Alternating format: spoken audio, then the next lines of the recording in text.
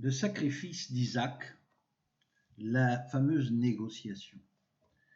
Alors l'Éternel dit, cacherai-je à Abraham ce que je vais faire? Abraham deviendra certainement une nation grande et puissante, et en lui seront bénies toutes les nations de la terre, car je l'ai choisi afin qu'il ordonne à ses fils et à sa maison, après lui, de garder la voie de l'Éternel en pratiquant la droiture et la justice, et qu'ainsi l'Éternel accomplisse en faveur d'Abraham les promesses qu'il lui a faites. Dieu comprend qu'il doit prendre en considération ce juste, qui a su intimider les envoyés de Dieu et remettre en question leur divine mission. Cacherai-je à Abraham ce que je vais faire? Est-il dit. Caché en hébreu se dit mechassé, dont la racine est kamous, qui signifie secret. Dieu se demande donc, vais-je cacher à Abraham le secret du lien spirituel des âmes qui existe entre le renouvellement de la semence de juste en Isaac son fils, dont je viens d'annoncer la naissance, et la destruction de la semence des impies qui prolifère dans les 5 villes maudites. Il est clair qu'Abraham a compris que la destruction des impies venait contrebalancer la naissance d'un seul juste. Et l'Éternel dit, le cri contre Sodome et Gomorrhe s'est accru et leur péché est énorme. Je veux y descendre, je veux voir si, comme la plainte en est venue jusqu'à moi, ils se sont livrés aux derniers excès. Si cela n'est pas, j'aviserai. Il est étonnant de voir le Tout-Puissant se concerter avec un homme de chair et de sang sur la destinée des 5 villes. Cela prouve la grandeur d'Abraham aux yeux du Tout-Puissant.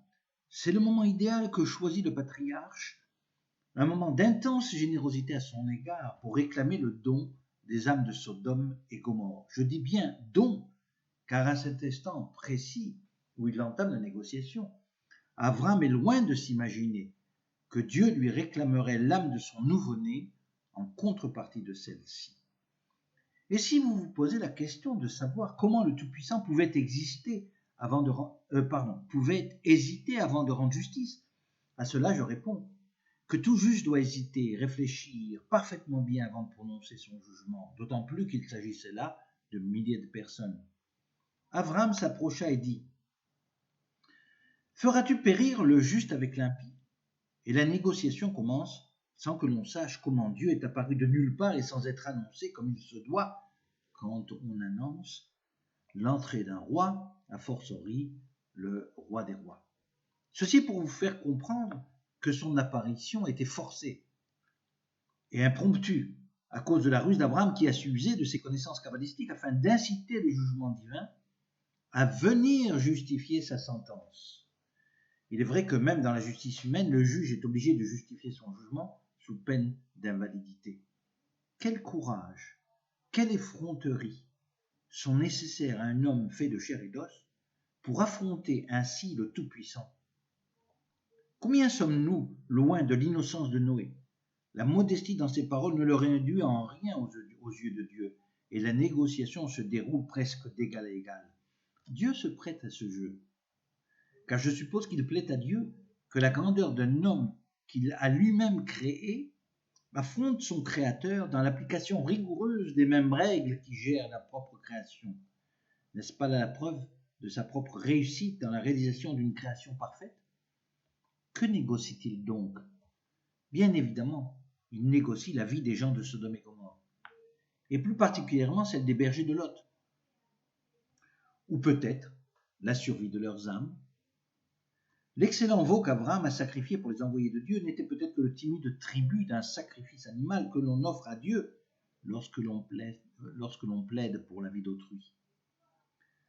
Peut-être encore, Abraham sacrifie cet animal pour la survie des âmes des gens de Lot à Sodome et Gomorrhe. C'est au nombre de 10 justes que la négociation s'arrête. Il se peut que Dieu considère le chiffre de 10 à Sarah comme la dîme maaser minimale nécessaire pour sauver les villes, de la même manière que le veau sacrifié représente une dîme. Ou bien se peut-il que nous occultions le vrai but caché de cette étrange négociation? Se peut-il que la vraie négociation se déroule à des niveaux d'entendement difficiles à saisir pour nous, mais qu'Abraham, lui, par contre, comprend très bien les enjeux de celle-ci? Se peut-il que le sort des gens de Lot à Sodome et Gomorrhe est équivalent dans la balance de la justice divine à la vie d'un seul enfant, celui que Dieu avait promis aux patriarches? Se peut-il que par égard pour les générations futures, les parties en cause aient occulté le dénouement de cette négociation au terme de laquelle Dieu et Abraham décidèrent que la vie d'un seul juste, le nouveau-né que Dieu avait promis à Abraham, par son sacrifice, allait réparer et accorder le pardon à toute une génération d'impies? Abraham décidait-il de les sauver de l'enfer afin de leur permettre, dans le cadre de leur réincarnation future, de réparer leurs péchés? Sur quoi est basée une telle pensée? Sur le thème Vayar, qui signifie en hébreu « il vit », terme qui prouve qu'Abraham a bien vu, dans le respect de sa condition, la destinée qui lui était réservée. Pour avoir ri à l'annonce de la naissance d'Isaac, attitude qui démontre un manque de respect et l'incrédulité de Sarah, Dieu teste le couple de justes et les place dans une situation difficile qui se résume ainsi. Es-tu prêt à sacrifier ton unique fils dont je viens de t'annoncer la naissance afin de sauver les âmes de Sodome et Gomorrhe? Jusqu'où va le sentiment de fraternité qu'Abraham ressent à l'égard des mécréants de Sodome et Gomorrhe? À quel point est-il prêt à se sacrifier? À ce défi, le patriarche accepte dans le secret de son âme seulement, et la négociation prend fin sans que nous sachions si celui-ci a réellement obtenu de Dieu la promesse de la survie de ces âmes-là. Car comment se fait-il que le maître, Abraham, n'ait pas obtenu grâce, puisque les villes ont été effectivement détruites, alors que l'élève du patriarche, Lot, a obtenu en une seule brève prière la survie instantanée de la ville de Béla, dite Soar, en ces termes. Lot leur dit « Oh non, Seigneur, certes, j'ai trouvé grâce à tes yeux, et tu as montré la grandeur de ta miséricorde à mon égard en me conservant en vie. Mais je ne puis me sauver à la montagne avant que le désastre m'atteigne, et je périrai. Voici, cette ville est assez proche pour que je m'y réfugie. Et elle est petite. Puis-je donc y fuir? N'est-elle pas petite? Et que mon âme vive? » Et il lui dit « Voici, je t'accorde encore cette grâce, et je ne détruirai pas la ville dont tu parles. » N'est-il pas paradoxal de constater cette aptitude divine à satisfaire la plaidoirie de Lot, et non pas celle d'Abraham? Si ce n'est qu'effectivement, Abraham a bien reçu la promesse de perpétrer sa descendance par le biais de la réincarnation des âmes des gens de Lot à Sodome et Gomorrhe après la destruction des 5 villes. N'a-t-il pas éventuellement poussé l'audace à faire prendre en considération toutes les souffrances des âmes de Sodome et Gomorrhe et toutes les réparations effectuées par ces âmes, y compris l'extermination par le feu, afin de réduire l'esclavage imposé à sa descendance pendant 400 ans?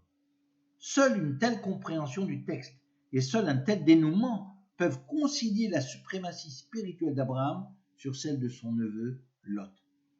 Si vous pensiez que ce drôle de marchandage portait seulement sur les gens de Sodome et Gomorrhe, de Lot à Sodome et Gomorrhe, ou bien sur la résurrection de leur âme, eh bien, vous vous trompiez.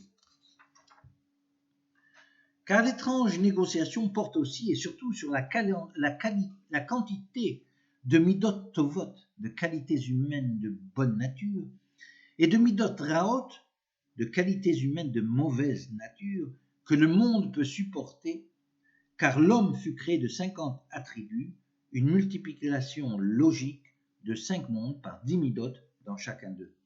Nous l'avons déjà dit, les attributs de la sagesse et de l'ignorance, de la haine, de l'amour, de la générosité, de l'avarice, de l'amour et de la fraternité, de la passion et de l'indifférence, de la bravoure et de la crainte, de la force et de la faiblesse, de la tendresse et de la dureté, de la douceur et de l'amertume, etc., etc. Et les 5 mondes se situent au niveau de la tête, du cœur, du ventre, du sexe et des membres. La tête abrite l'intelligence, la sagesse et le savoir dans la conception des choses, tandis que la vue, l'ouïe, l'odorat et le goût le sont dans l'exécution des choses. Le cœur abrite l'amour et la générosité, et dans l'exécution, la palpitation de l'excitation, l'effervescence. Le ventre abrite au niveau conceptuel l'avidité, et au niveau de l'exécution, l'absorption, le triage, la distinction. Le sexe, au niveau conceptuel, la semence et la géniture, et à un niveau matériel, le plaisir. Enfin, les membres reflètent l'action des pensées humaines et leur direction, ainsi que l'aspect matériel de la réalisation de tous ses instincts et de toutes ses qualités et défauts. Voilà la vraie substance de l'univers, succinctement présentée, je m'en excuse. Et toute la matière qui existe sur Terre n'est que le reflet matériel de tous ses attributs. Chaque objet est un amalgame différemment dosé de toutes ses qualités au niveau conceptuel et celui des 4 éléments au niveau matériel. À partir de là, vous pouvez comprendre que la négociation entre Dieu et Abraham portait sur la présence de tous ces attributs constituant l'univers. Elle portait sur la question de savoir quels seraient les dosages minimaux d'attributs nécessaires à l'existence de ce monde sans qu'il ne soit besoin de le détruire ou de le refaire, comme ce fut le cas pour le déluge.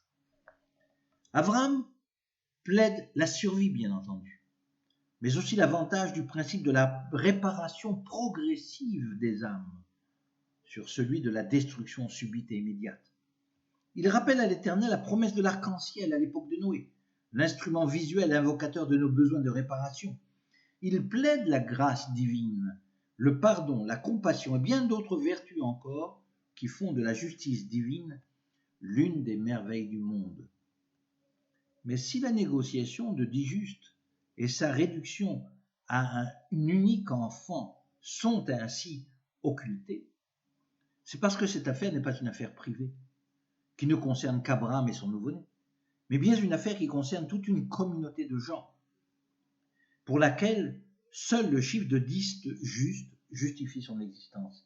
Y a-t-il en 10 juste la dose suffisante de grâce et de bonté pour alimenter l'existence de la communauté tout entière? Cette négociation n'est pas l'histoire d'Abraham seulement, c'est l'histoire d'un nouveau peuple naissant, et les conditions de son existence semblent dépendre de l'existence d'un minyan, c'est-à-dire d'une assemblée minimale de 10 justes. C'est pourquoi la négociation s'arrête officiellement à 10 justes, précisément. Mais toute grâce obtenue de Dieu, toute confrontation avec la justice divine exige un prix à payer, a fortiori un marchandage comme celui dont nous sommes les témoins. Le prix, c'est le sacrifice d'Isaac. À pareil sacrifice divin, celui de la résurrection des âmes des gens de Lot à Sodome, à Gomorrhe, qui nécessite un chamboulement considérable de l'ordre, de la nature, Dieu exige en contrepartie le sacrifice de son fils unique, Isaac. Car en accusant Dieu d'outrepasser ses pouvoirs, en imposant la destruction universelle au lieu de procéder à sa réparation progressive par la résurrection, Gilgul Anishamot, Abraham avait vexé la susceptibilité divine. Comment un père pouvait-il être accusé de mal faire avec ses enfants, de les punir injustement, d'être trop sévère dans son jugement, pour avoir irrité son Dieu? Père de tous les hommes, Abraham serait atteint dans sa paternité et immolerait son fils en sacrifice.